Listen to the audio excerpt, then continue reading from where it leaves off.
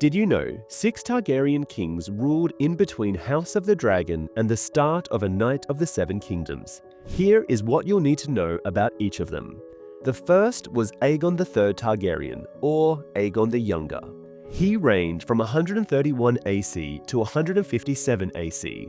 After the devastation of the Dance, Aegon III restored stability and rebuilt the realm's strength, though his reign was marked by melancholy and the extinction of dragons. Next was Daeron I Targaryen, or the Young Dragon who Jon Snow admired. He reigned from 157 AC to 161 AC. At just 14, Daeron I conquered Dorne through bold military campaigns, briefly uniting all of Westeros before being killed in a Dornish uprising. Next was Baelor I Targaryen, or Baelor the Blessed, and he reigned from 161 AC to 171 AC. A deeply pious ruler, Baelor I sought peace with Dorne and spiritual purity across the realm, building the Great Sept of Baelor and prompting the faith above all else. After his death, his uncle, Viserys II Targaryen, reigned from 171 AC to 172 AC. A wise and capable administrator who had long served as Hand of the King, Viserys II introduced financial and bureaucratic reforms that strengthened the royal treasury. Sadly, his son was Aegon IV Targaryen, or Aegon the Unworthy.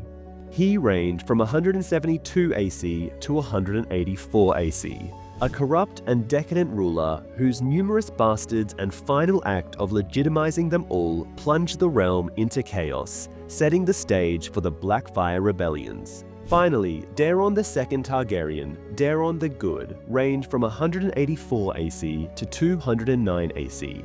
A diplomatic and cultured king who brought Dorne peacefully into the realm, prompted learning, and presided over one of the most stable and enlightened periods in Targaryen history. What is the current state of Westeros leading up to the events of A Knight of the Seven Kingdoms? Surprisingly, the realm is at peace and has been for some time.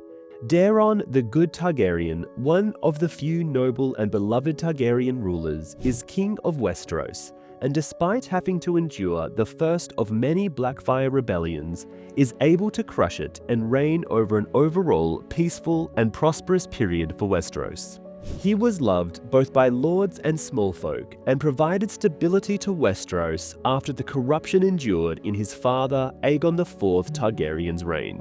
He was also the one who officially brought Dorne into the folds as part of the Seven Kingdoms. Why does A Knight of the Seven Kingdoms seem more laid back than Game of Thrones and House of the Dragon?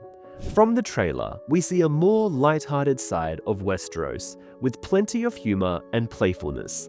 That's because the Dunk and Egg stories were written as folk tales rather than grand political epics.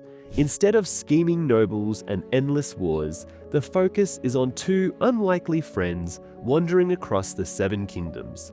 While there are still dangers and moral dilemmas, it's a far cry from the tone of Westeros in Game of Thrones and House of the Dragon, with more heart, humor, and hope. What major event last happened prior to the events of A Knight of the Seven Kingdoms? It may surprise you to know this, but the realm was in a rare and relatively peaceful era under Daeron the Good Targaryen leading up to the story. The last major event happened around 14 years prior, when the first Blackfyre rebellion took place. Daemon Blackfyre, the bastard-born half-brother of Daeron, rebelled against the crown, claiming to be the true heir of Westeros.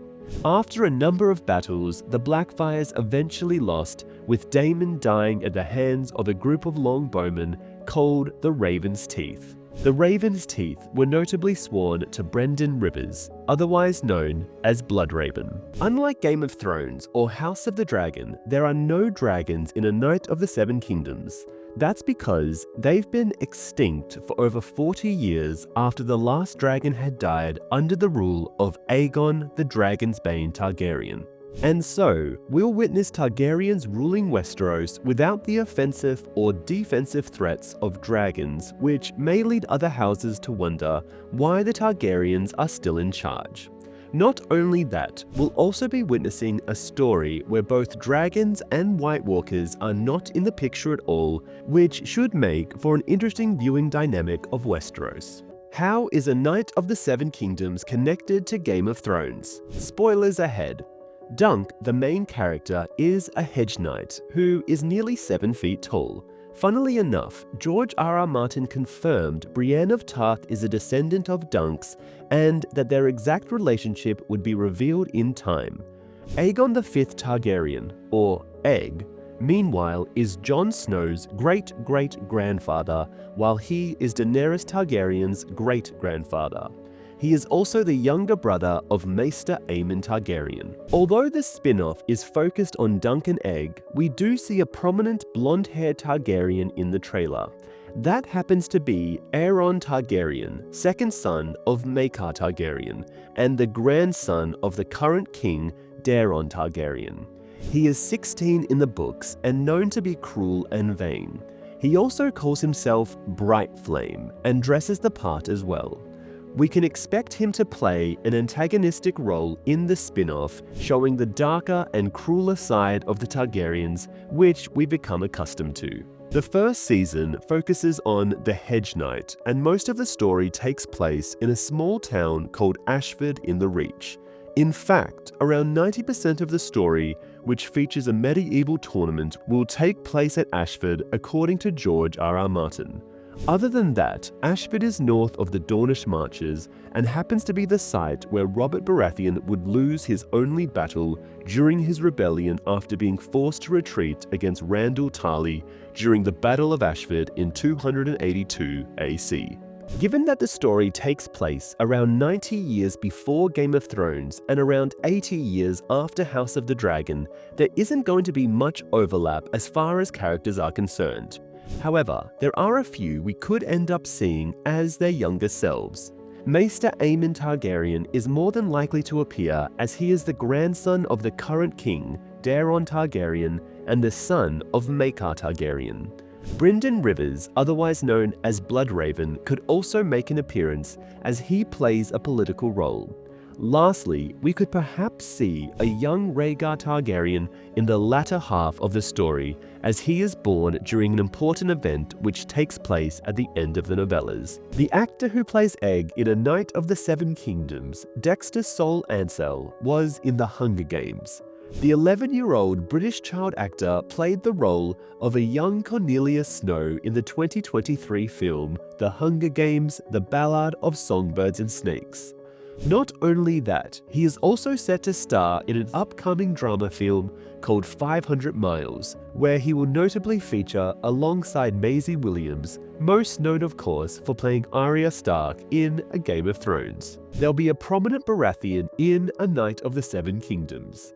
Sir Lionel Baratheon will play a role in the spin-off series as an ancestor of Robert, Stannis, and Renly. He is almost as tall as Dunk at nearly 7 feet and was known as a swaggering giant of a man.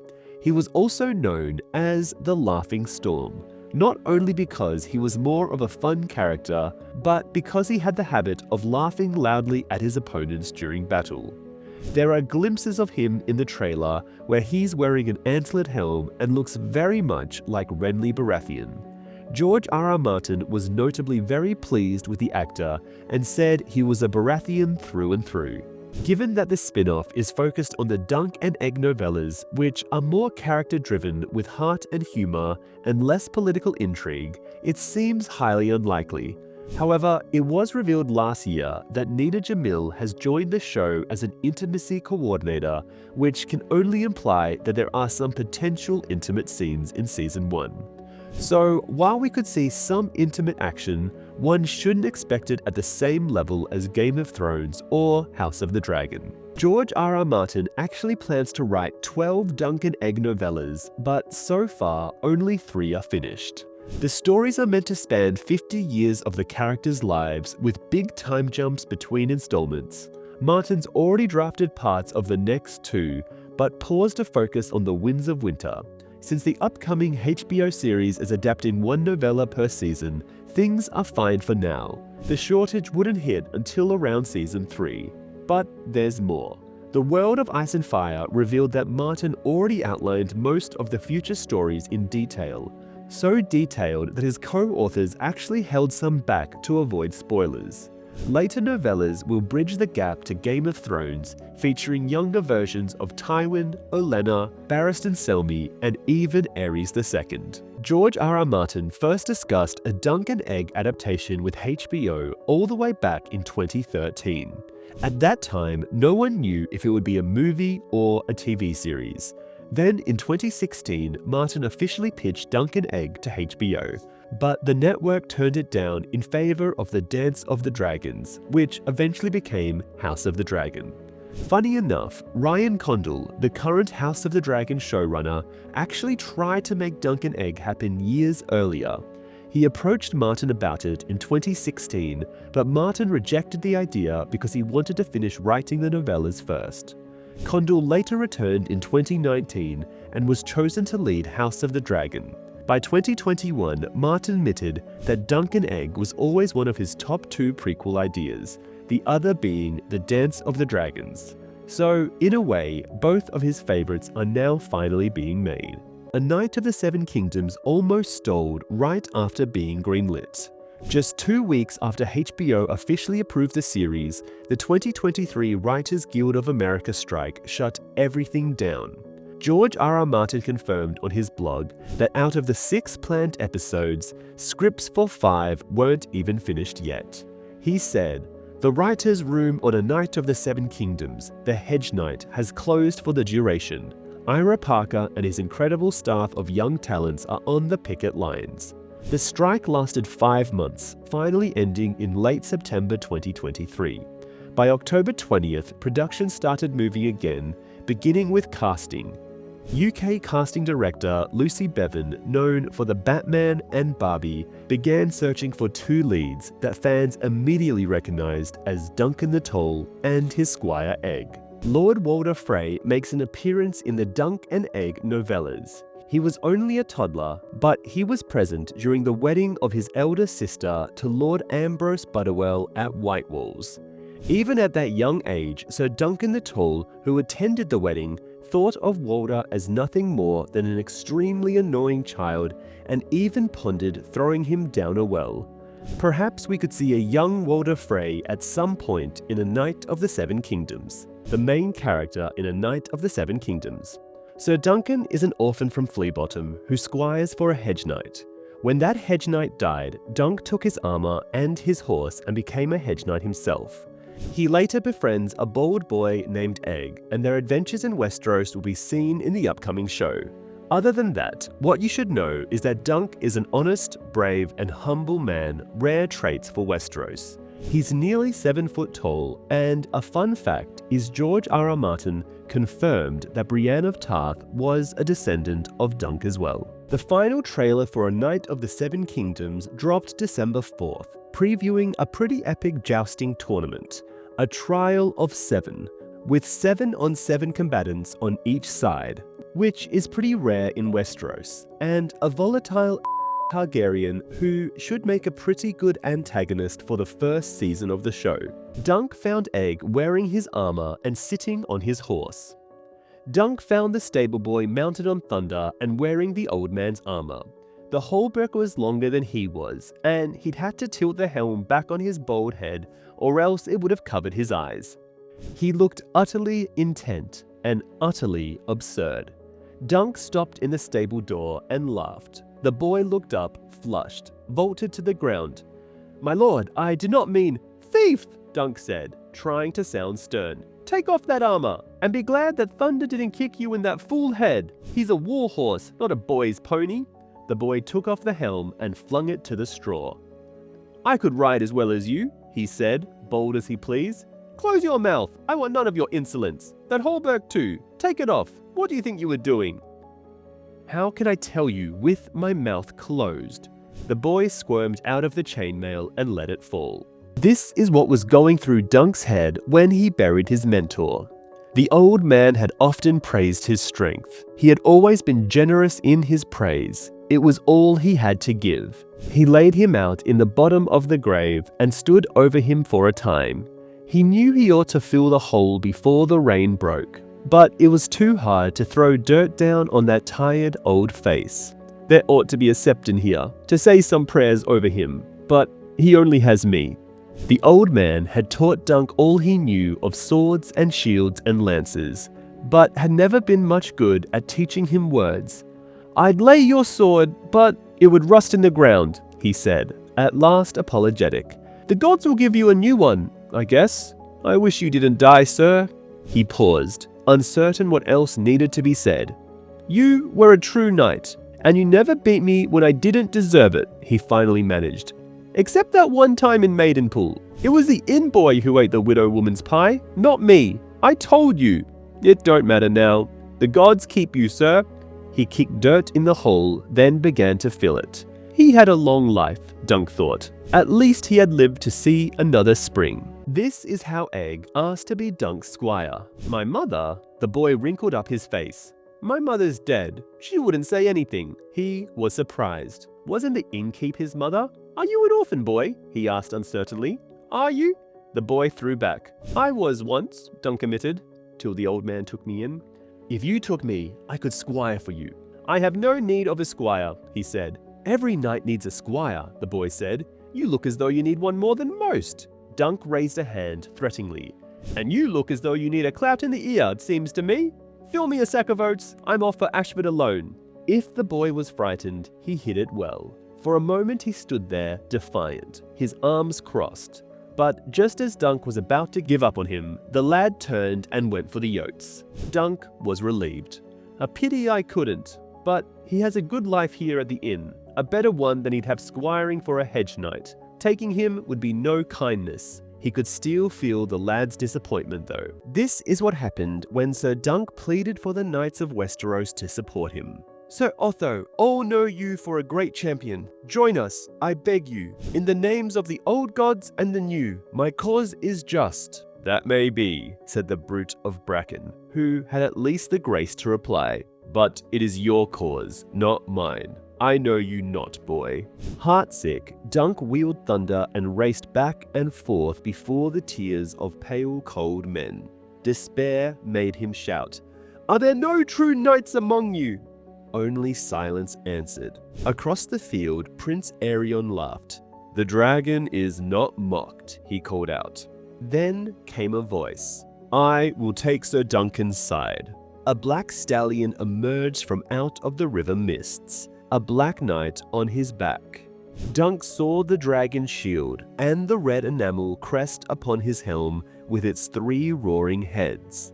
The young prince, gods be good, is it truly him? Lord Ashford made the same mistake. Prince Valar?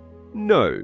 The Black Knight lifted the visor of his helm. "I did not think to enter the lists at Ashford, my lord, so I brought no armor.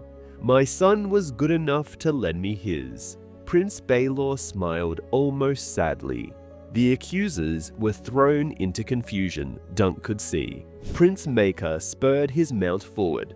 "Brother, have you taken leave of your senses?" He pointed a mailed finger at Dunk. "This man attacked my son." "This man protected the weak, as every true knight must," replied Prince Baelor. "Let the gods determine if he was right or wrong." This is how Prince Baelor died. A tall knight stood above him in black armor dinted and scarred by many blows. Prince Baelor. "Your Grace," Dunk said, "I am your man. Please, your man." "My man. I need good men, Sir Duncan. The realm..." His voice sounded oddly slurred. Perhaps he'd bit his tongue. "Your man," he murmured once more. The prince moved his head slowly from side to side. "Sir Raymond, my helm, if you'd be so kind. Visor's cracked, and my fingers feel like wood." "At once, your grace." Raymond took the prince's helm in both hands and grunted. "It's crushed down at the back. Smashed. Good steel, this, to stop such a blow." "Brother's mace, most like," Baelor said thickly. "He's strong." He winced. "That feels queer. Here it comes." Pate lifted the battered helm away. "Gods be good. Oh gods, oh gods, oh gods preserve." Dunk saw something red and wet fall out of the helm. Someone was screaming, high and terrible. Against the bleak grey sky swayed a tall prince in black armor with only half a skull. A queer, troubled look passed across Baelor Breakspear's face, like a cloud passing before a sun. He raised his hand and touched the back of his head with 2 fingers, oh so lightly, and then he fell. Dunk caught him. Baelor of House Targaryen, Prince of Dragonstone, Hand of the King, Protector of the Realm, and heir apparent to the Iron Throne of the 7 Kingdoms of Westeros, went to the fire in the yard of Ashford Castle. Prince Baelor planned to face the Kingsguard himself in the Trial of 7. The prince glanced to Dunk. If Sir Duncan is killed, it is considered that the gods have judged him guilty, and the contest is over. If both of his accusers are slain or withdraw their accusations, the same is true. Elsewise, all 7 of one side or the other must perish or yield for the trial to end. Prince Daeron will not fight, Dunk said. Not well, anyway, laughed Sir Lionel. Against that, we have 3 of the white swords to contend with. Baelor took that calmly. My brother erred when he demanded that the Kingsguard fight for his son. Their oath forbids them to harm a prince of the blood. Fortunately, I am such. He gave them a faint smile. Keep the others off me long enough, and I shall deal with the Kingsguard. My prince, is that chivalrous? Asked Sir Lionel Baratheon as the Septon was finishing his invocation. The gods will let us know, said Baelor Breakspear. This is how Duncan defeated Aerion Brightflame. Are you dead yet, Hedge Knight? Arion asked. Cry for quarter and admit your guilt, and perhaps I'll only claim a hand and a foot. Oh, and those teeth. But what are a few teeth? The dragon laughed again. No? Eat this then. The spiked ball whirled around and around the sky and fell towards his head as fast as a shooting star. Dunk rolled. Where he found the strength he did not know, but he found it. He rolled into Arion's legs, dragged him cursing into the mud, and rolled on top of him. Let him swing his bloody Morningstar now. Arion was strong, but Dunk was stronger, and larger, and heavier as well. He grabbed hold of the shield with both hands and twisted until the straps broke. Then he brought it down on top of the princeling's helm, again and again and again, smashing the flames of his crest. The prince ran out of flames long before Dunk ran out of blows. Arion finally let go the handle of his useless Morningstar and clawed for the knife at his hip, but Dunk knocked it away. He could vanquish Sir Duncan the Tall, but not Dunk of Fleabottom. The old man had taught him jousting and swordplay, but this sort of fighting he had learned earlier, in Fleabottom. Dunk flung the battered shield away and wrenched up the visor of Arion's helm. The prince had all but ceased to struggle. His eyes were purple and full of terror. Dunk had a sudden urge to grab one and pop it like a grape between 2 steel fingers. But that would not be knightly. Yield, he shouted. I yield, the dragon whispered, pale lips barely moving. This was Baelor Targaryen's strategy for defeating Aerion Targaryen and his 6 champions. Attend me, all of you, Baelor said quietly. The accusers will be armed with heavy war lances for the first charge. Lances of ash, 8 feet long, banded against splitting and tipped with a steel point sharp enough to drive through plate with the weight of a warhorse behind it. We shall use the same, said Sir Humphrey Beesbury. Behind him, the Septon was calling on the 7 to look down and judge this dispute and grant victory to the men whose cause was just. No, Baelor said. We will arm ourselves with tawny lances instead. Tawny lances are made to break, objected Raymond. They are also made 12 feet long. If our points strike home, theirs cannot touch us. Aim for helm or chest. In a tourney, it is a gallant thing to break your lance against a foe's shield, but here it may well mean death. If we can unhorse them and keep our own saddles, the advantage is ours. Arion Brightflame was a coward until the end. Dunk saw the Laughing Storm had joined Prince Baelor against Prince Maekar. Mace, battleaxe, and longsword clashed and clanged. Maekar was taking 3 blows for every one he landed, and Dunk could see it would be over soon. I must make an end to it before more of us are killed. Prince Arion made a sudden dive for his Morningstar. Dunk kicked him in the back and knocked him face down, then grabbed hold of one of his legs and dragged him across the field. By the time he reached the viewing stand where Lord Ashford sat, the bright prince was brown as a privy. Dunk hauled him onto his feet and rattled him, shaking some of the mud onto Lord Ashford and the fair maid. "Tell him!" Arion Brightflame spit out a mouthful of grass and dirt. "I withdraw my accusation." Dunk was afraid of a Targaryen dying during his trial of 7. He asks, "Has anyone died?" "Beesbury," Raymond said, "slain by Donald of Duskendale in the first charge. Sir Humphrey is gravely wounded as well. The rest of us are bruised and bloody, no more, save for you."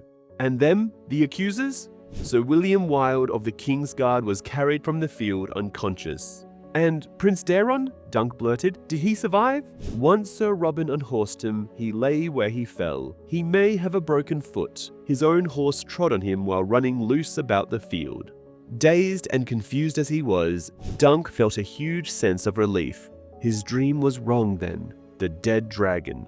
Unless Arion died. He didn't though, did he? "No," said Egg. "You spared him, don't you remember?" "I suppose." This is how Egg became Dunk's squire in the books. Egg says, "I have never heard of Sir Duncan the Tall. Do you know every knight in the 7 kingdoms then?" The boy looked at him boldly. "The good ones? I'm as good as any. After the tourney, they'll all know that. Do you have a name, thief?" The boy hesitated. "Egg," he said.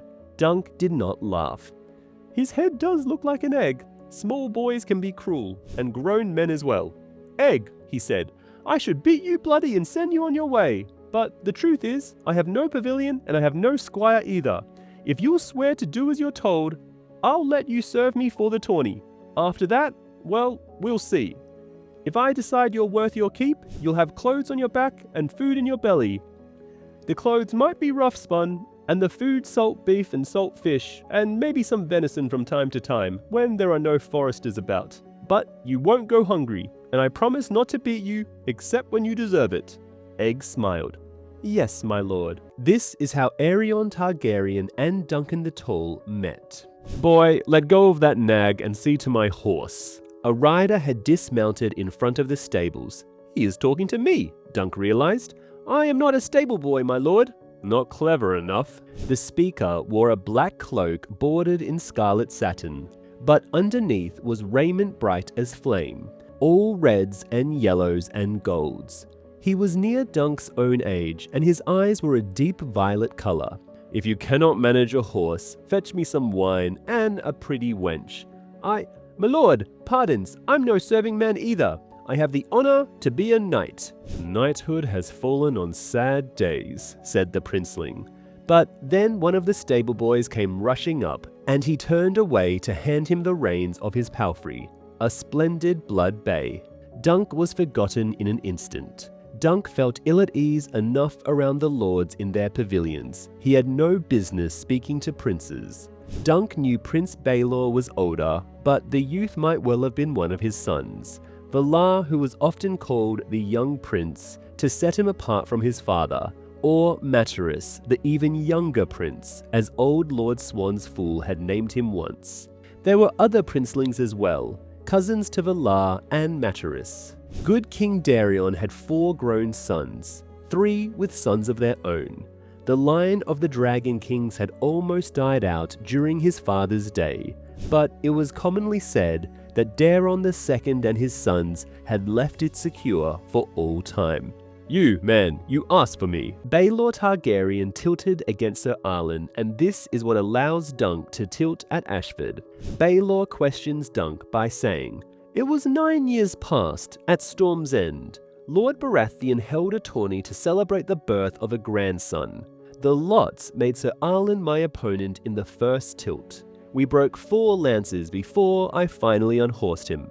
7, insisted Dunk. No sooner were the words out than he wanted them back. Dunk the lunk, thick as a castle wall. He could hear the old man chiding. So it was. The prince with the broken nose smiled gently. Tales grow in the telling, I know.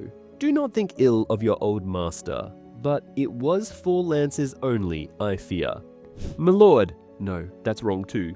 Your grace, he fell to his knees and lowered his head. As you say, 4, I meant no, I never.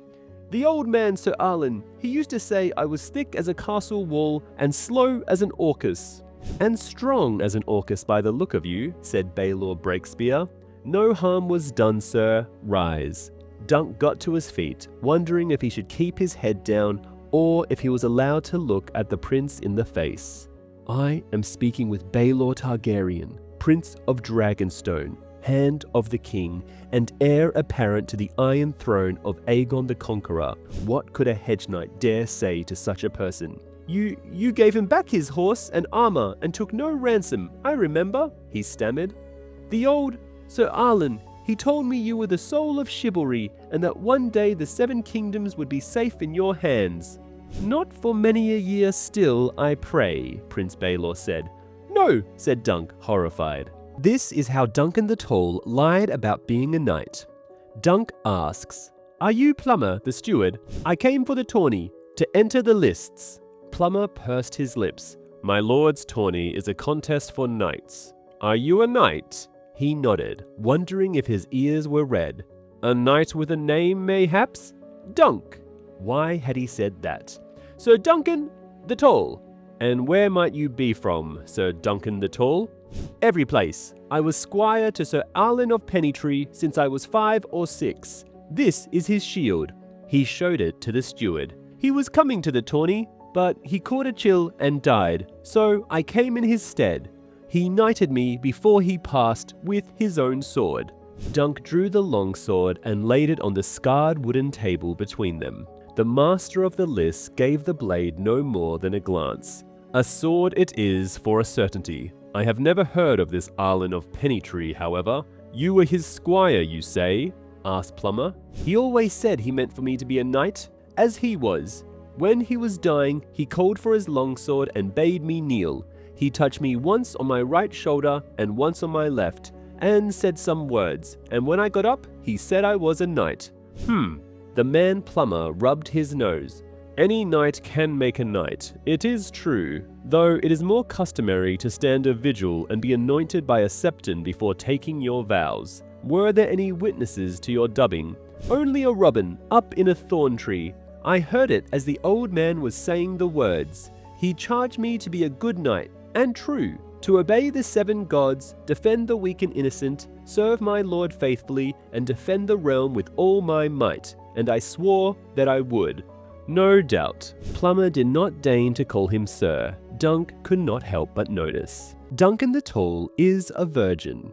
Dunk stopped to watch the wooden dragon slain. When the puppet knight cut its head off and the red sawdust spilled out onto the grass, he laughed aloud and threw the girl 2 coppers. One for last night, he called. She caught the coins in the air and threw him back a smile as sweet as any he had ever seen. Is it me she smiles at, or the coins? Dunk had never been with a girl, and they made him nervous.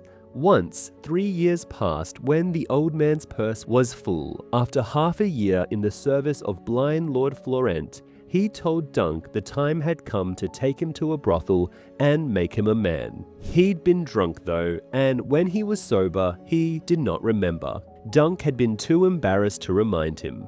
He was not certain he wanted a oar anyway. If he could not have a highborn maiden like a proper knight, he wanted one who at least liked him more than his silver. Will you drink a horn of ale? He asked the puppet girl as she was scooping the sawdust blood back into her dragon. With me, I mean. Or a sausage. I had a sausage last night and it was good. They're made with pork, I think.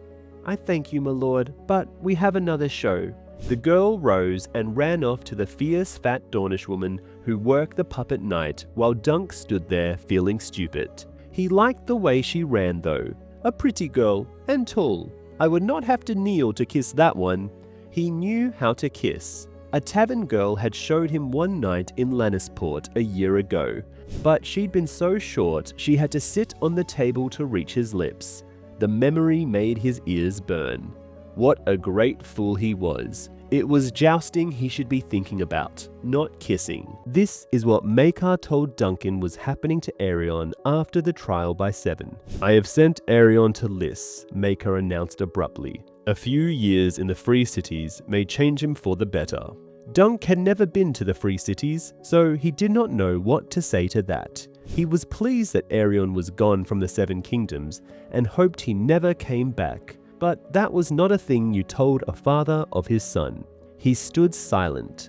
Prince Maekar turned to face him. Some men will say I meant to kill my brother. The gods know it is a lie, but I will hear the whispers till the day I die. And it was my mace that dealt the fatal blow. I have no doubt. The only other foes he faced in the melee were 3 Kingsguard, whose vows forbade them to do any more than defend themselves. So it was me. Strange to say, I do not recall the blow that broke his skull. Is that a mercy or a curse? Some of both, I think. From the way he looked at Dunk, it seemed the prince wanted an answer. I could not say, your grace. In the end, Arion drinks wildfire, trying to become a dragon. Prince Baelor's son was extremely rude to Dunk after his father died. Valar, the young prince, stood vigil at the foot of the bier while his father lay in state. He was a shorter, slimmer, handsomer version of his sire, without the twice-broken nose that had made Baelor seem more human than royal. Valar's hair was brown, but a bright streak of silver gold ran through it. The side of it reminded Dunk of Arion, but he knew that was not fair. Egg's hair was growing back as bright as his brother's, and Egg was a decent enough lad for a prince. When he stopped to offer awkward sympathies, well larded with thanks, Prince Valar blinked cool blue eyes at him and said, My father was only 9 and 30. He had it in him to be a great king, the greatest since Aegon the Dragon. Why would the gods take him and leave you? He shook his head. Be gone with you, Sir Duncan, be gone. Wordless, Duncan limped from the castle down to the camp by the green pool. He had no answer for Valar, nor for the questions he asked himself. Dunk pointed out that wealth had made Maekar's children horrible, and maybe Egg should avoid it. Duncan says, Just before Prince Baelor died, I swore to be his man. Presumptuous of you, said Maekar. What did he say? That the realm needed good men. That's true enough. What of it? I will take your son as squire, your grace, but not at Summerhall. Not for a year or 2. He's seen sufficient of castles, I would judge. I'll have him only if I can take him on the road with me. He pointed to Old Chestnut. He'll ride my steed, wear my old cloak, and he'll keep my sword sharp and my mail scored. We'll sleep in inns and stables, and now and again in the halls of some landed knight or lesser lordling, and maybe under trees when we must. Prince Maekar gave him an incredulous look. Did the trial addle your wits, man? Aegon is a prince of the realm, the blood of the dragon. Princes are not made for sleeping in ditches and eating hard salt beef. He saw Dunk hesitate. What is it that you're afraid to tell me? Say what you will, sir. Darion never slept in a ditch, I'll wager, Dunk said very quietly, and all the beef that Arion ever ate was thick and rare and bloody like as not. Maekar Targaryen, Prince of Summerhall, regarded Dunk of Fleabottom for a long time, his jaw working silently beneath his silvery beard. Finally, he turned and walked away, never speaking a word. Dunk heard him riding off with his men. Maekar wanted Dunk to live at Summerhall and train Egg there himself. Maekar frowned. It may be that the gods have a taste for cruel japes, or perhaps there are no gods. Perhaps none of this had any meaning. I'd asked the High Septon, but the last time I went to him, he told me that no man can truly understand the workings of the gods. Perhaps he should try sleeping under a tree. He grimaced. My youngest son seems to have grown fond of you, sir. It is time he was a squire. but he tells me he will serve no knight but you. He is an unruly boy, as you will have noticed. Will you have him?" "Me?" Dunk's mouth opened and closed and opened again. Aegon, I mean. He is a good lad, but your grace, I know you honor me, but I am only a hedge knight." "That can be changed," said Maekar. "Aegon is to return to my castle at Summerhall. There is a place there for you, if you wish. A knight of my household. You'll swear your sword to me, and Aegon can squire for you. While you train him, my master-at-arms will finish your own training." The prince gave him a shrewd look. "Your Sir Arlen did all he could for you, I have no doubt. But you still have much to learn." Egg becomes king because the lords of Westeros look at Aeron's son Maegor and decided to break the line of succession so Aegon could be king. After Prince Baelor Breakspear's death in 209, the Great Spring Sickness swept through Westeros, killing King Daeron II and both of Baelor's son, Valar and Materys. The crown passed to Daeron's second son, Aerys I. His reign was marked by a lack of heirs. When he died in 221 AC, the throne skipped over his deceased brother Rhaegal's line and went to Daeron's youngest son, Maekar I. Then, in 233 AC, King Maekar I died during the Peak Uprising. The line of succession was a mess of unfit candidates. To prevent a civil war, the Hand of the King, Lord Brendan Bloodraven Rivers, convened a great council in King's Landing. The council reviewed several claims, most of which were dismissed for stability or personal flaws. Princess Velia, the daughter of Maekar's eldest son, Daeron the Drunken, she was dismissed immediately for being simple-minded and female. Prince Maegor, the infant son of the cruel Aerion Brightflame.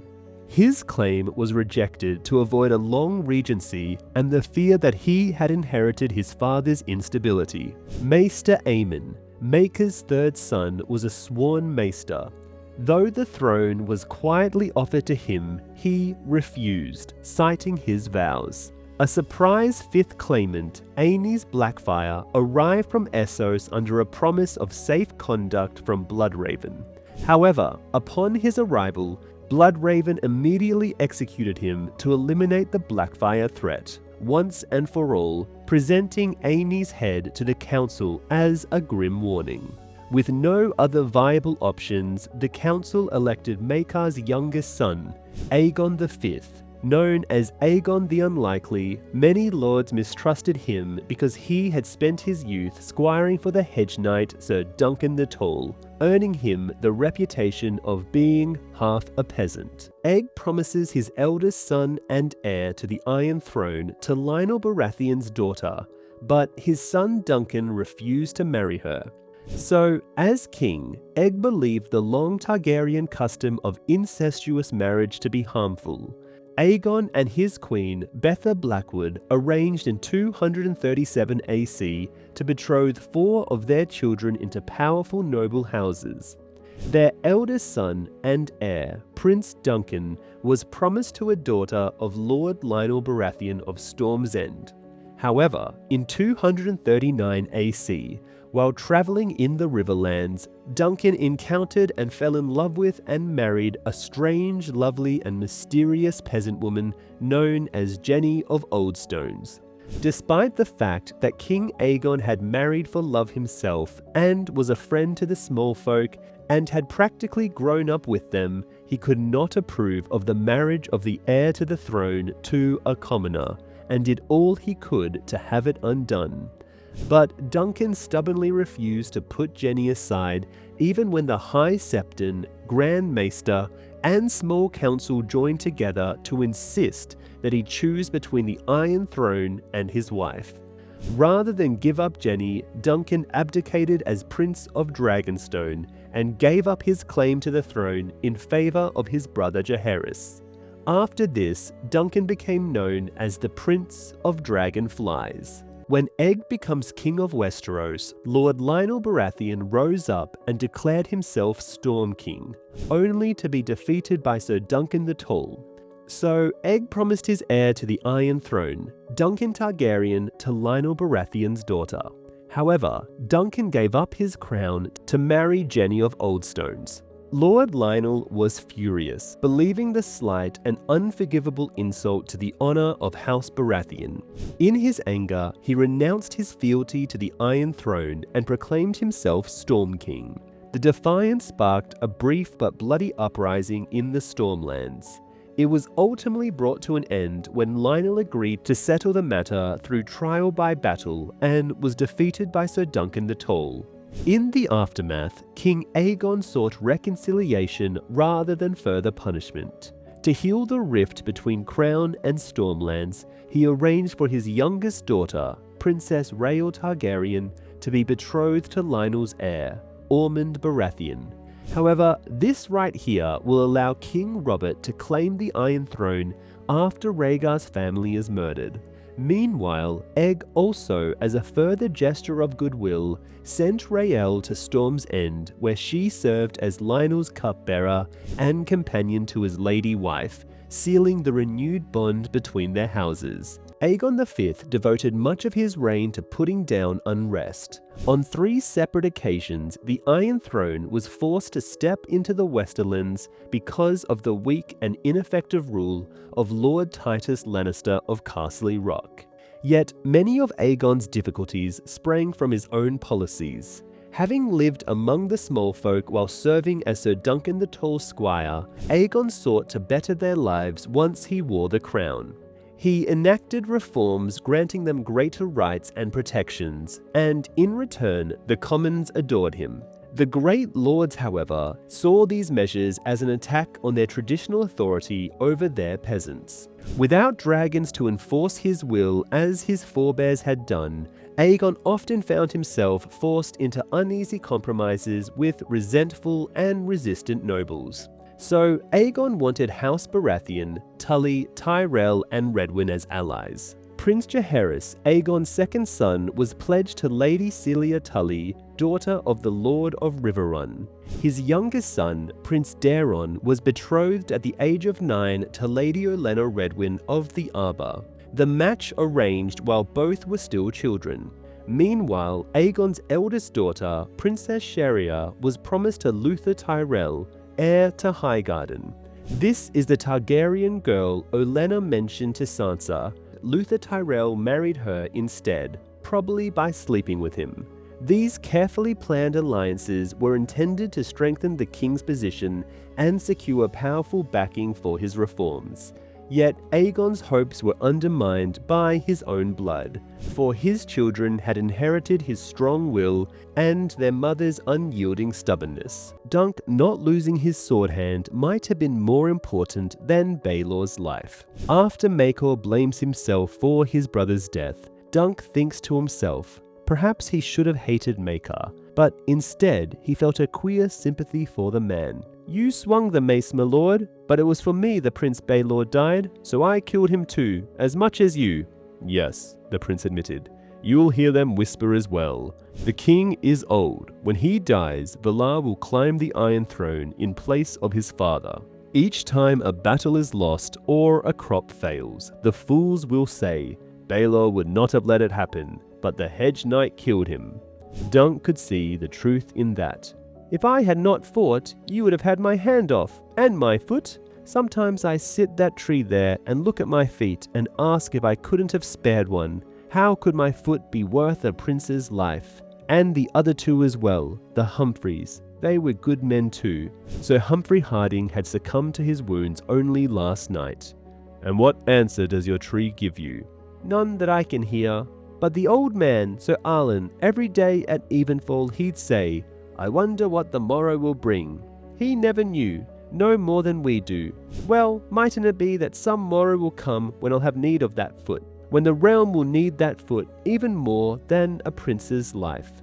Maegor chewed on that a time, mouth clenched beneath the silvery pale beard that made his face seem so square. It's not bloody likely, he said harshly. The realm has as many hedge knights as hedges, and all of them have feet. However, potentially Duncan might have stopped something horrible happening at Summerhall when Egg goes crazy and tries to rebirth dragons. What was the tragedy of Summerhall? Well, it was a catastrophic fire that engulfed the Targaryen palace of Summerhall in the Dornish Marches in 259 AC. The blaze claimed the lives of King Aegon V Targaryen, his eldest son, Prince Duncan Targaryen, and Sir Duncan the Tall, Lord Commander of the Kingsguard, and many others. The precise cause of the fire remains unknown, though it was closely tied to Aegon's determination to restore dragons to the Seven Kingdoms. In the final years of his reign, the king became consumed by the study of ancient Valyrian lore concerning dragon breeding. He reportedly dispatched envoys and scholars as far as Asshai, seeking lost texts and forgotten knowledge that had not survived in Westeros. In 259 AC, Aegon summoned family and close companions to Summerhall to mark the expected birth of his first great-grandchild, Rhaegar, the child of Aerys and Rhaella. What followed was disaster. Maester Corso of Summerhall sent a final letter describing the events, but much of its contents were obscured by spilt ink, leaving only fragments. 7 dragon eggs. The words, "The king's own septon had warned," pyromancers, wildfire, flames grew out of control, towering, burnt so hot that died, but for the valor of the Lord Command. Anyway, few survived the inferno, and those who did refused to speak of what had happened. With Aegon's death, the crown passed to Jaehaerys II Targaryen, who was forced to set aside his mourning and prepare for the War of the Nine Penny Kings. In the aftermath, the young Sir Gerald Hightower was named Lord Commander of the Kingsguard. Prince Rhaegar Targaryen, born amidst the flames of Summerhall, would later return alone to the ruins. There, he slept beneath the open sky and found inspiration for his songs. The last trial by 7 before Dunks was in 41 AC, almost 160 years before A Knight of the Seven Kingdoms. After King Aenys died on Dragonstone from the stress of the faith rising up against him, his children, Rhaena and Aegon, were trapped under siege at Craighall. Following the king's funeral, Dowager Queen Visenya took to the skies on Vhagar, flying to Pentos to retrieve her son, Maegor. Though Prince Aegon was the rightful heir, Maegor claimed the Iron Throne the moment he reached Westeros. He rejected Aenys' ornate crown, choosing instead the Valyrian steel circlet of Aegon the Conqueror. When Grand Maester Gorwyn dared to protest the succession, Maegor silenced him with a single stroke of Blackfire. Maegor then descended upon King's Landing, where the faith militant held the Sept of Remembrance. After Visenya issued a royal challenge to any who doubted her son's legitimacy, Sir Daemon Morgan of the Warrior's Son stepped forward. The dispute culminated in a trial of 7. Lacking his Kingsguard, Maegor assembled a ragtag group of champions, ranging from the humble man-at-arms Dick Bean to the Lord Lucifer Macy. Maegor emerged as the trial's sole survivor, though he collapsed into a coma immediately following his victory. While the king lay in a death-like sleep, the faith remained divided. Some saw his survival as divine favor, while others remained sworn to the High Septon's rebellion. In the end, Maegor rose up and now used Dragonfire to cement his rule as King of Westeros and Targaryen legitimacy. Baelor Breakspear is essentially the same as the real-life Black Prince of England. Both men were the perfect heir who never wore the crown. Here is the evidence.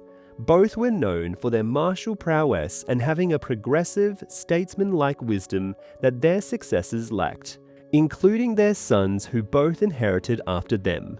For example, the Black Prince's son was the inspiration for Joffrey. Next, both the Black Prince and Baelor were the soul of chivalry, renowned for their sense of honor and fair play. Finally, both deaths ended a golden age of their respective dynasties that would lead to their line being overthrown. However, had both men lived, the outcome might have been different. A Knight of the Seven Kingdoms Season 1 might have ruined the entire point of the book it was based on by changing what happened in the last episode. The Season 1 finale, The Morrow, deviates from George R.R. Martin's The Hedge Knight by having Egg run off with Dunk without his father's permission. In the novella, though he doesn't say it to Dunk, Prince Maekar formally allows Egg to travel Westeros with Dunk, hoping a life of hard salt beef and sleeping in ditches will temper the boy unlike his brothers, Daeron and Aerion. Showrunner Ira Parker explains this change leans into Egg's rebellious nature. This creates a dangling thread for Season 2. While the novellas are largely self-contained, the show's decision suggests that Maekar or his men may reappear during the events of The Sworn Sword or Season 2. Dunk and Sir Lionel didn't have the same bromance as they did in the show, and this is what Dunk thought of him. Sir Lionel Baratheon also fought several notable matches. Against lesser foes, he would often break into booming laughter the moment they touched his shield, and laugh all the time he was mounting and charging and knocking them from their stirrups. If his challengers wore any sort of crest on their helm, Sir Lionel would strike it off and fling it into the crowd. Some of the crests were pure silver, so the men he beat did not appreciate this habit, though it made him a great favourite of the commons. Before long, only crestless men were choosing him. As loud and often as Sir Lionel laughed down a challenger, though, Dunk thought the day's honour should go to Sir Humphrey Harding, who humbled 14 knights, each one of them formidable. Meanwhile, the young prince sat outside his black pavilion, drinking from his silver goblet and rising from time to mount his horse and vanquish yet another undistinguished foe. He had won 9 victories, but it seemed to Dunk that every one was hollow. He is beating old men and up-jump squires, and a few lords of high birth and low skill. The truly dangerous men are riding past his shield as if they do not see it. Aerion almost became king of Westeros after A Knight of the Seven Kingdoms Season 1. Prince Maekar exiled Aerion to Lys, hoping the free cities would temper his erratic nature. During his years abroad, Aerion served with the Second Son Sellsword Company and reportedly fathered several bastards whose descendants may still reside in Lys during the main series. Aerion eventually returned to Westeros to fight in the Third Blackfire Rebellion, 219 AC. Alongside the Hand of the King, Brendan Bloodraven Rivers, Aerion fiercely advocated for the execution of the captured Bittersteel, though King Aerys I chose mercy instead. Following the death of his brother Daeron, Aerion was reportedly named Prince of Dragonstone by his father. In the end, Aerion drinks wildfire trying to become a dragon. It looks like George R.R. Martin and Ira Parker, the showrunner for A Knight of the Seven Kingdoms, are already working on ideas for Season 4 and 5, one of which should hopefully be a story in Winterfell where Duncan the Tall meets Old Nan. We might also find out that Hodor or Brienne is descended from Duncan. However, despite all this good news, it does mean Winds of Winter becomes even less likely, since if George spends his time writing Dunk and Egg and working on the show, which he actually enjoys doing, he'll make less time for Winds of Winter. But maybe we'll get 10 seasons of A Knight of the Seven Kingdoms like George wanted for Game of Thrones. And one season could be Aemon giving up the throne so Egg can be king. We'll get a Blackfire rebellion where Duncan kills Daemon III Blackfire to end the rebellion. We might also get Sir Lionel rising up against the crown like he foreshadowed in Episode 6. And the final season will be Summerhall, which Episode 6 also foreshadowed with show-only dialogue. The same way Egg shaved his head to conceal that he was a Targaryen, Varys probably did the same. But unlike Egg, he is a Blackfire. Varys knew the secret tunnels which Maegor claimed only the blood of the dragon would know, and is described in the books as hairless as an egg, to hide his silver features. His sister was a Blackfire who married Illyroy and gave birth to young Griff, or Aegon VI, who Varys pretends is Rhaegar's child to finally install a Blackfire on the Iron Throne. Because Varys is such a liar when he says he serves the realm, when really he just serves Blackfire's interests, and so does Illyroy, which is why neither of them really helped Daenerys or Viserys and just used them to invade Westeros first, so Aegon could come in after and take the throne with a better claim than either of them. Also, the people of Westeros would never accept a king who uses a Dothraki army, so Aegon will be supported by the Golden Company and secret Blackfire supporters in the Reach, Dawn, and Riverlands. Why does Lionel Baratheon hate Targaryen so much? So, in the books, there is not much evidence to support this, except for Lionel agreeing to marry his daughter to Egg's heir, Prince Duncan, and then revolts when Prince Dunk marries a commoner.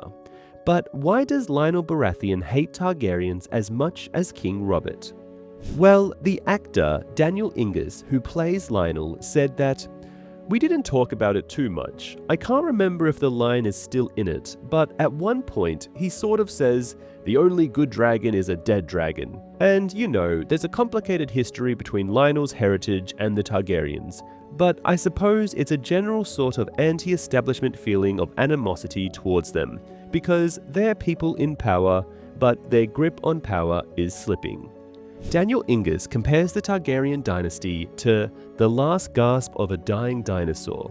However, maybe Lionel can appear in Season 3 of A Knight of the Seven Kingdoms during the Second Blackfire Rebellion and reveal more why he hates the Targaryens so much, considering he's one himself. A Knight of the Seven Kingdoms Season 2 and 3 have been confirmed, but when will we get them? Well, the release date has not yet been announced. However, HBO head Cassie Bloys told the press in November 2025 that he expects a quick turnaround for the series, confirming that Season 2 is expected to arrive on HBO in 2027, and Ira Parker has confirmed they will be adapting George R.R. Martin's second Tales of Dunk and Egg, the novella called The Sworn Sword, which is set roughly a year and a half after the tourney at Ashford. The story finds Sir Duncan the Tall working as a sworn sword in the Reach. However, Parker has hinted that magic will become more prominent in Season 3 during the Second Blackfire Rebellion, and George R.R. Martin has confirmed this. Also, we were supposed to get a Maester Aemon cameo in Season 1, but instead, we might get a cameo from him if we flash back in Season 2 or 3 of Dunk and Egg visiting Oldtown to see Aemon at the Citadel, the same place Sam was. This is what happened when Dunk caught Arion hurting Tencel the puppeteer. "He's hurting her, the puppet girl, hurry!" Whirling, Egg darted back out into the night. Dunk made to follow, but Raymond caught his arm. "Sir Duncan, Arion," he said, "a prince of the blood. Be careful."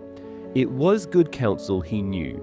The old man would have said the same, but he could not listen. He wrenched free of Raymond's hand and shouldered his way out of the pavilion. The puppeteer's stole had been knocked on its side. The fat Dornish woman was on the ground, weeping. 3 guards were opening chests, spilling puppets on the ground and stamping on them. And in the midst of it all stood Prince Arion, twisting Tensel's arm in both hands. She was on her knees pleading with him. Arion ignored her. He forced open her hand and seized one of her fingers.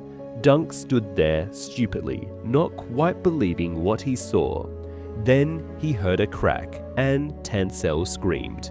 One of Arion's men tried to grab him and went flying. 3 long strides, then Dunk grabbed the prince's shoulders and wrenched him around, hard. His sword and dagger were forgotten, along with everything the old man had ever taught him. He first knocked Arion off his feet, and the toe of his boot slammed into the prince's belly. When Arion went for his knife, Dunk stepped on his wrist and then kicked him again, right in the mouth. He might have kicked him to death right then and there, but the princeling's men swarmed over him. He had a man on each arm and leg. Arion was on his feet again. The prince's mouth was bloody. "You've loosened one of my teeth," he complained. "So we'll start by breaking all of yours." This is what happened when Egg revealed himself. Arion said to Dunk, "You look familiar. You took me for a stable boy." Arion smiled readily. I recall you refused to take my horse. Why did you throw your life away for this? Tanselle was curled up on the ground, cradling her maimed hand. He gave her a shove with the toe of his boot. She's scarcely worth it. A traitor. The dragon ought to never lose. He is mad, thought Dunk, but he is still a prince's son, and he means to kill me. Get a hammer and break all of his teeth out, Wait, Arion commanded, and then let's cut him open and show him the color of his entrails. No, a boy's voice said. Don't hurt him. Gods be good, the boy, the brave, foolish boy, Dunk thought. He fought against the arms restraining him, but it was no good. Hold your tongue, you stupid boy! Run away! They'll hurt you! No, they won't. Egg moved closer. If they do, they'll answer to my father, and my uncle as well. Let go of him, I said. Wait, Yorkle, you know me. Do as I say. The hands holding his left arm were gone, and then the others. Dunk did not understand what was happening. The men-at-arms were backing away, one even knelt. Then the crowd parted for Raymond Fossaway. He had donned mail and helm, and his hand was on his sword. His cousin, Sir Stefan, just behind him. Prince Arion paid them no mind. Impudent little wretch, he said to Egg, spitting a mouthful of blood at the boy's feet. What happened to your hair? I cut it off, brother, said Egg. I didn't want to look like you. There was a Targaryen king after Egg from a Knight of the Seven Kingdoms and before Mad King Aerys. This was Jaehaerys II, the second son of Egg, and he became king because Egg and his son and heir Duncan the Small died in Summerhall. Jaehaerys ascended the throne at the age of 34. Despite his young age, his reign would be short, lasting only 3 years.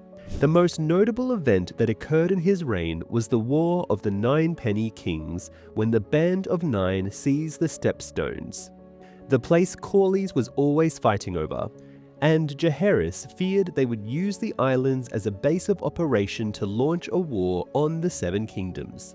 Despite being the least martial of Aegon V's sons, he proved capable of defending realm from the Blackfire pretender Meleys the Monstrous, who was one of the Band of Nine.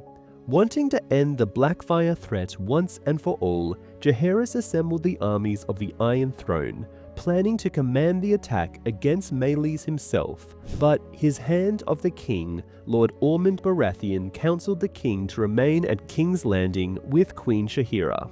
Instead, Lord Ormond led the attack himself. In 260 AC, the Targaryen armies landed on 3 of the Stepstones, and the war lasted for most of that year. In the end, it was a young knight, Sir Barristan Selmy, who slew Meleys in single combat. With Meleys dead, the rest of the Band of Nine lost interest in Westeros and fell back to their own domains. Due to his delicate health, Jaehaerys was considered weak by many, but Sir Barristan Selmy, whom he raised to the Kingsguard, thought he was quite strong. In 262 AC, after reconciling many of the great houses who had grown unhappy with Egg's reign, Jaehaerys II Targaryen died after a short illness, complaining of a sudden shortness of breath at the age of 37. Egg might have been the one to turn Aerys Targaryen into the Mad King. So, Egg's second son, Jaehaerys, and his sister wife, Shirya, had their first child in 244 AC, called Aerys Targaryen. They then had a daughter, Rhaella, 2 years later. While Jaehaerys himself had married for love, he later commanded his son, Aerys, and daughter, Rhaella, to marry each other, despite neither desiring this match. A woods witch brought to court by Jenny of Oldstones prophesied that the prince that was promised would be born from their line, either Rhaegar or Daenerys or Fagon. Whilst King Aegon V, or Egg, was frustrated by Jaehaerys' decision to continue the Targaryen tradition of incest, he let his son have his way. The firstborn child of Aerys and Rhaella, Prince Rhaegar, was born in the year 259 AC, on the same day that the tragedy at Summerhall took place. a tragedy which killed multiple members of House Targaryen, including King Aegon V Targaryen and his eldest son, Duncan. It has been wildly underreported the traumatic effect Summerhall must have had on Aerys, as well as being forced to marry his own sister against his will, and these two facts probably helped contribute to his madness more than anything. So, in a way, Aerys might have inherited Egg's madness after Summerhall, and then going on to become king shortly after Egg. Was Arlen of Pennytree traumatized after the Battle of Redgrass Field, where his nephew and squire Roger of Pennytree were killed? 10,000 men died on what would later be known as the Redgrass Field, including Roger. Maybe this is why Arlen was a drunkard. He got his nephew to put his penny on the tree and ride out to war with him, only for Lord Gorman Peake to smash his young nephew's head in with a mace. Honestly, this would traumatize anyone, and maybe that's why he took on Dunk, a poor orphaned boy from Flea Bottom, to atone for killing his sister's child. Egg couldn't stop his second son and daughter from marrying each other despite being against Targaryen marriages, and tried to end the custom with his family. Therefore, in 237 AC, Egg's second son Jaehaerys was betrothed to Celia Tully, the daughter of the Lord of Riverrun. However, from a young age, Jaehaerys had been more traditional, as he was in love with his sister, Princess Sharia. Sharia in turn desired him. King Aegon V and Queen Betha were alerted of this and did everything they could to separate the two siblings. Yet this only served to inflame their passion. Princess Sharia had been betrothed to Luther Tyrell, the heir to Highgarden. When Jaehaerys' and Shira's elder brother, Prince Duncan, broke his betrothal to the daughter of Lord Lionel Baratheon in 239 AC, Prince Jaehaerys and Princess Sharia took note. Duncan was forced to choose between the Iron Throne and his position as heir to the throne and his new bride. King Aegon V in the end relented, though Duncan was excluded from the line of succession. Thus, in 240 AC, Jaehaerys and Sharia followed in Duncan's footsteps. They eluded their guardians and secretly wed and the marriage. Aegon despaired over this, but felt he had no choice, as the marriage had been. He was forced to relent to his children's wishes, while at the same time dealing with the anger and wounded pride of both House Tully and House Tyrell. This is what happened at Redgrass Field, the battle that a Knight of the Seven Kingdoms flashed back to when Dunk was young and Sir Arstan Pennytree fought in. In 196 AC, Daemon claimed the Iron Throne, thereby challenging his half-brother, King Daeron II Targaryen. The war that followed was known as the Blackfire Rebellion and lasted almost a year, during which battles were fought in the Vale, the Westerlands, the Riverlands, and the Reach. The war came to an end at Redgrass Field. When the armies of Daemon and Daeron collided, Aegor Rivers, or Bittersteel, was on the right side. Lord Leo Tyrell, one of Darion's most powerful supporters, did not arrive in time for the battle. Daemon was unstoppable that day, cutting Lord Donal Arryn's van to pieces, slaying Waynwood, Nine Stars, and Corbray. However, Brendan Rivers, or Bloodraven, and his Raven's Teeth crested the Weeping Ridge, gaining the high ground. They showered Daemon's position with arrows. Bloodraven spied Daemon's banner and slew the elder of Daemon's twin sons, Aegon, knowing that Daemon would never leave his son on the field, and then pierced Daemon with the 7 shafts, killing him. The younger twin, Aemon, picked up Blackfire when his father fell, and Bloodraven slew him too. With their leaders fallen, the rebels began to flee then, until Bittersteel was able to turn the rout into a charge at the enemy. He personally fought a great battle with Bloodraven, taking his eye. At that point, Prince Baelor Breakspear struck the rebel rear with a host of Stormlords and Dornishmen, while Maekar led the rest of the forces to crush the rebels between them. We didn't get the scene of Dunk asking why Arlen never knighted him, which was honestly a great addition to the show. Now, Ira Parker has stated, "There is no confirmation, one way or the other, coming out of that scene. That's exactly how George R.R. Martin requested it. It remains ambiguous, and people can decide for themselves. So, people have argued why Arlen chose not to knight Dunk, and they range from Arlen hoping that Dunk would give up his dream of knighthood because the Pennytree story that Arlen gives Dunk is really one about a bunch of boys marching off to die and never coming back. He also might have felt guilty about his own nephew dying as his squire.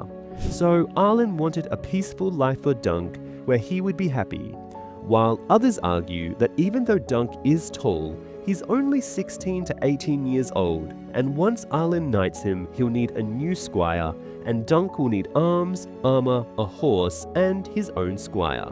Something that neither of them can afford. Or some have argued that Arlen did knight Dunk, but he was so drunk and sloppy or delirious from death that Dunk constantly doubts whether he was truly knighted at all. Therefore, Dunk has a small chip on his shoulder to prove himself. Baelor Targaryen, the king Baelor Breakspear was named after, ruled Westeros for 10 years and had the Great Sept in King's Landing named after him. Upon Baelor's return to King's Landing after securing peace with Dorne, the realm's initial joy was quickly met with bewilderment as the king issued a series of radical religious decrees. His first major act was persuading the High Septon to annul his unconsummated marriage to his sister Dana. Seeking to protect his sisters Dana, Rhaena, and Elena from the world's lusts and prevent them from tempting the court, Baelor confined them to the Maiden Vault within the Red Keep. Despite fierce protests from his hand, Viserys, and even young Elena cutting off her hair in a desperate plea for freedom, Baelor remained unmoved. He even encouraged other lords to send their maiden daughters to join the princesses in their comfortable but strict seclusion. Baelor's zealotry soon extended into the city's streets. He outlawed prostitution in King's Landing, expelling over 1,000 women and children while praying for them with his eyes averted. Ignoring the resulting social unrest, he obsessed over a vision to build a massive new sept on Visenia's Hill, a project that would take years beyond his lifetime to finish. To ensure he would never wed again, the king took a septon's formal vows, allowing the High Septon to gain unprecedented influence over the crown's affairs. While the small folk adored Baelor for his legendary charity, such as providing free bread to every citizen for a year, the nobility grew increasingly concerned about his mental stability.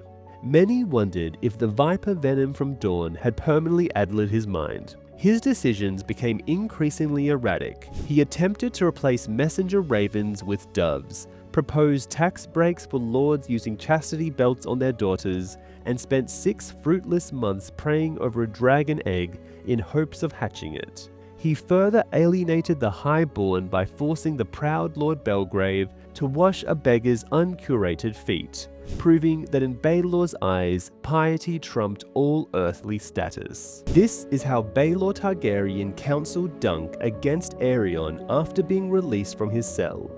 Baelor tells Egg to pour Dunk some wine. "Try not to spill it on him, you've done him sufficient ill already." "The boy won't spill, your grace," said Dunk. "He's a good boy, a good squire, and he meant no harm to me, I know." "One need not intend harm to do it. Aegon should have come to me when he saw what his brother was doing to those puppeteers. Instead, he ran to you. That was no kindness. What you did, sir, well, I might have done the same in your place, but I am a prince of the realm, not a hedge knight. It is never wise to strike a king's grandson in anger, no matter the cause." Dunk nodded grimly. "I hate Arion," Egg said with vehemence. "And I had to run for Sir Duncan, uncle. The castle was too far." "Arion is your brother," the prince said firmly. "Leave us now. I would speak with Sir Duncan privately." The boy put down the flagon of wine and went to the door, closing it softly behind him. Baelor Breakspear studied Dunk's eyes for a long moment. "Sir Duncan, let me ask you this. How good of a knight are you, truly? How skilled at arms?" Dunk did not know what to say. Sir Arlen taught me sword and shield and how to tilt at rings and quintains. Prince Baelor seemed troubled by that answer. My brother Maekar returned to the castle a few hours ago. He found his heir drunk in an inn a day's ride to the south. Maekar would never admit as much, but I believe it was his secret hope that his sons might outshine mine in this tourney. Instead, they have both shamed him. But what is he to do? They are blood of his blood. Maekar is angry and must needs have a target for his wrath. He has chosen you. Dunk had a brutal takedown of Egg when he said, "I thought you were like me." And actually, Dunk wasn't angry about Egg lying to him about his identity. When Egg visits him in his cell, he says, "My uncle says I must humbly beg your forgiveness for deceiving you." "Your uncle?" said Dunk. "That would be Prince Baelor." The boy looked miserable. "I never meant to lie, but you did, about everything, starting with your name. I never heard of a Prince Egg." "It's short for Aegon. My brother Aemon named me Egg. He's off at the Citadel now, learning to be a maester." "Aegon," Dunk repeated. "Of course it would be Aegon, like Aegon the dragon," Dunk chewed. "Why did you do it? Was it some jape to make a fool of the stupidest Hedge Knight?" "No." The boy's eyes filled with tears. "I was supposed to squire for Daeron, but he's not a very good knight. He didn't want to ride in the tourney, so he shaved my head. He knew my father would send men hunting us. Daeron has common hair, sort of a pale brown, but mine is like Aerion's and my father's, so Daeron shaved it off. He meant for us to hide until the tourney was over. Only then you took me for a stable boy, and..." He lowered his eyes. "I didn't care if Daeron fought or not, but I wanted to be somebody's squire. I'm sorry, sir, I truly am." Dunk looked at him thoughtfully. He knew what it was like to want something so badly that you could tell a monstrous lie just to get near it. This is probably in reference to Dunk lying about being a knight. "I thought you were like me," he said. "Might be you are, only not the way I thought." "We're both from King's Landing still," the boy said hopefully. Dunk had to laugh. "Yes, you from the top of Aegon's Hill, and me from the bottom." "That's not so far, sir." This is how Arion lied about what happened at the puppet show to cast Dunk as the villain. Baelor tells Dunk, "Arion has already filled his father's ear, and Daeron has not helped you either. To excuse his own cowardice, he told my brother that a huge robber knight chance met on the road made off with Aegon. I fear you have been cast as this robber knight, sir. In Daeron's tale, he has spent all these days pursuing you hither and yon to win back his brother." "But Egg will tell him the truth. Aegon, I mean." "Egg will tell him, I have no doubt," said Prince Baelor. "But the boy has been known to lie too, as you have good reason to recall. Which son will my brother believe? As for the matter of these puppeteers, by the time Arion is done twisting the tale, it will be high treason. The dragon is the sigil of the royal house. To betray one being slain, sawdust blood spilling from its neck. Well, it was doubtless innocent, but it was far from wise. Arion calls it a veiled attack on House Targaryen, an incitement to revolt. Maekar will likely agree. My brother has a prickly nature, and he has placed all his best hopes on Arion, since Daeron has been such a grave disappointment to him." The prince took a sip of wine, then set the goblet aside. "Whatever my brother believes, or fails to believe, one truth is beyond dispute. You laid hands upon the blood of the dragon. For that offense, you must be tried and judged. Arion would like your head, with or without teeth. He will not have it, I promise you, but I cannot deny him a trial. As my royal father is hundreds of leagues away, my brother and I must sit in judgment of you, along with Lord Ashford, whose domains these are, and Lord Tyrell of Highgarden, his liege lord. Both Egg and Duncan are from King's Landing, just opposite ends of it in term of wealth." "I'll have no insolence from you," Dunk warned. "I should throw you over my horse right now and take you home." "You need to ride all the way to King's Landing," said the boy. "You'd miss the tourney." King's Landing? For a moment Dunk wondered if he was being mocked. But the boy had no way of knowing that he had been born in King's Landing as well. Another wretch from Flea Bottom like as not, and who can blame him for wanting out of that place? He felt foolish standing there with sword in hand over an 8-year-old orphan. He sheathed it. I ought to give him a good beating at the least, he thought. But the child looked so pitiful he could not bring himself to hit him. Egg tells Dunk about how Arion used to threaten to him so he could have a sister to marry. Dunk tells Egg after finding out he will be fighting a trial by 7. Egg, said Dunk, I will be fighting your own brothers. You won't hurt Darion though, Egg said. He told you he'd fall down, and Arion. I remember when I was little, he used to come into my bedchamber at night and put his knife between my legs. He had too many brothers, he'd say. Maybe one night he'd make me his sister, then he could marry me. He threw my cat in the well too. He says he didn't, but he always lies. Prince Daron gave a wary shrug. Egg has the truth of it. Arion's quite the monster. He thinks he's a dragon in human form, you know. That's why he was so wroth at that puppet show. A pity he wasn't born a Fossaway. Then he'd think himself an apple and we'd all be a deal safer. But there you are. Egg was ashamed of his bald head, and Dunk nearly called himself Duncan of Flea Bottom.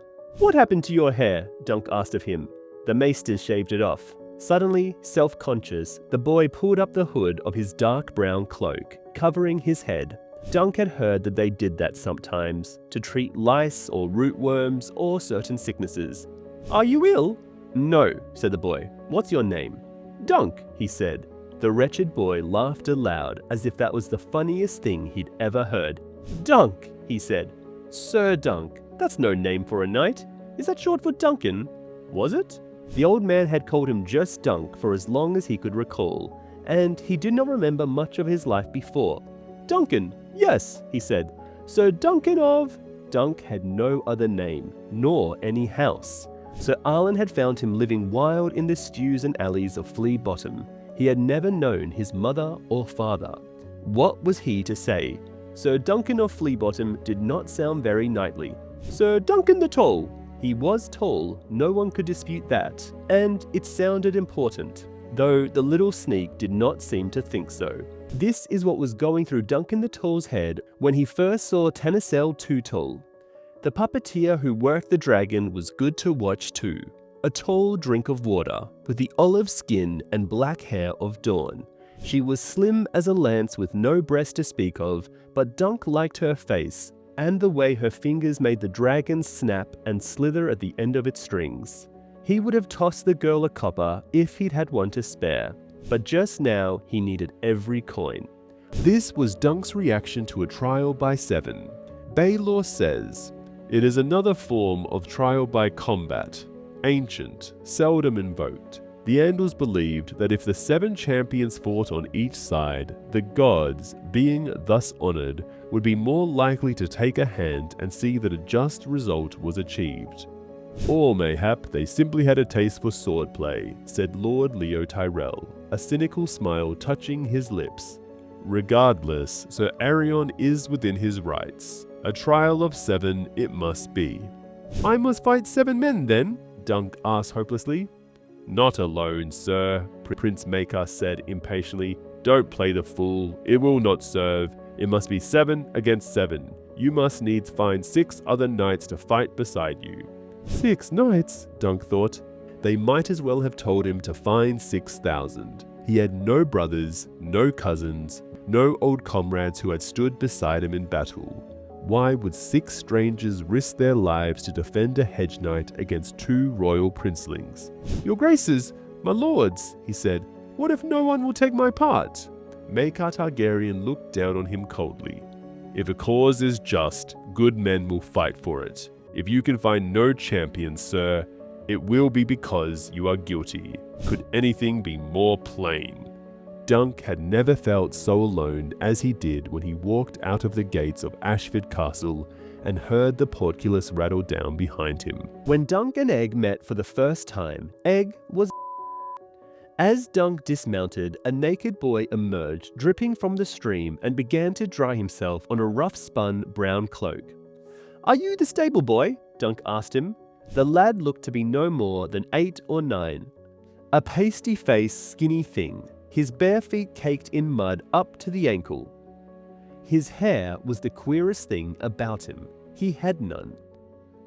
"I'll want my palfrey rubbed down and oats for all 3. Can you tend to them?" The boy looked at him brazenly. "I could, if I wanted." Dunk frowned. "I'll have none of that. I am a knight. I'll have you know. You don't look like a knight." "Do all knights look the same?" "No, but they don't look like you either. Your sword belt's made of rope. So long as it holds my scabbard, it serves. Now see to my horses. You'll get a copper if you do well, and a clout in the ear if you don't."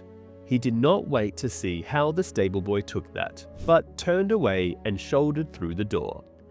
Also, we have a new graphic novel released. Check the links in the description.